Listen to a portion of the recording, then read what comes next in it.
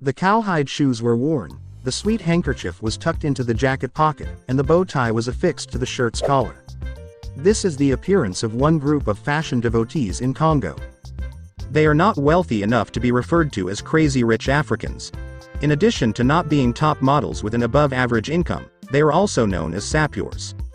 Sapeur is a group of fashionistas who live a luxurious and ostentatious lifestyle, particularly in regards to clothing.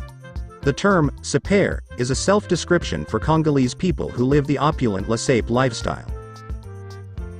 Sapeurs in Brazzaville's slums don multicolored suits, hats, leather shoes, sunglasses, and umbrellas. They appear to be affluent European males clad in opulent clothing and accessories. Every weekend, the Sapeurs congregate alongside a road lined with street vendors. Although they wear costly clothing, they are not wealthy individuals. Some members of the Sape community are taxi drivers, ranchers, and carpenters, among others. In the early 20th century, during the Belgian-French colonial period, it is assumed that Congolese slaves worked to obtain used clothing for Sape. Outside of work, Congolese men began to dress as fashionable French men, characterized by multicolored clothing, fancy shoes, and accessories including bowler hats, canes, and sunglasses. When they wear such attire, they feel refreshed and filled with pleasure.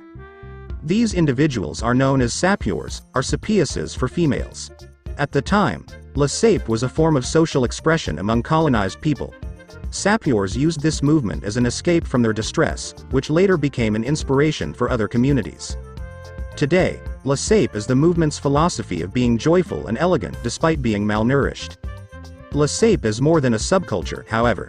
It is a vital component of Congolese culture. Politicians and musicians respect this movement, in fact. However, Congolese skeptics of Sape characterize the movement as an obsession, an addiction that cannot be stopped even if it is morally repugnant. A sapeur is willing to save for years in order to amass approximately $2,000 in order to purchase a fashionable suit by a renowned designer. Members of Sape do not wish to use counterfeit products. With a meager income, they gradually conserved until they had enough money to purchase the suit of their dreams. They would rather spend $100 minus $200 on a shirt than save to buy a house or car or motorbike. Their top priority is appearing fashionable and, if possible, becoming a trend setter in their community. In Congolese culture, the Sapeur family is accorded celebrity status.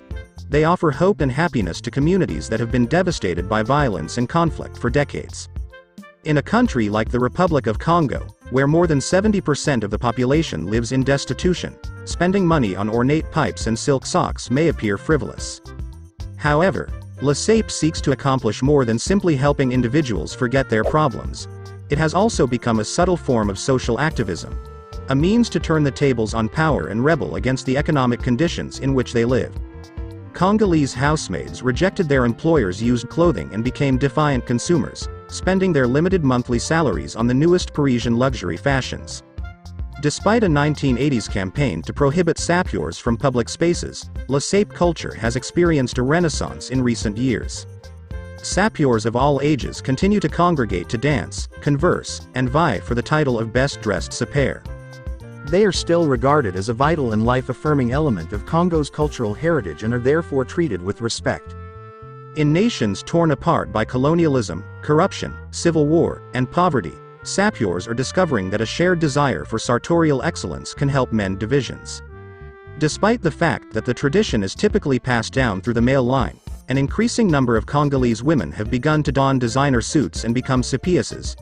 In this fashion, they challenged Congolese patriarchal society, reversing the power dynamics of Sape's origins. Sape is a burgeoning movement in the Democratic Republic of the Congo, where disenfranchised youth use fashion to navigate their country's transition from developing nation to a more hopeful, cosmopolitan future.